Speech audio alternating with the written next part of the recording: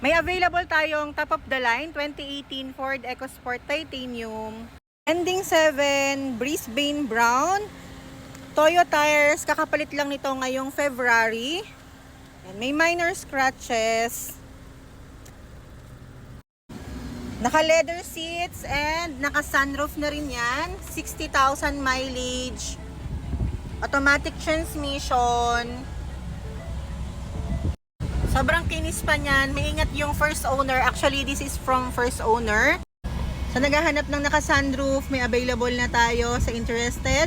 Magsama lang ng mekaniko. Ang location nito ay Chris Moore, San Pedro, Laguna.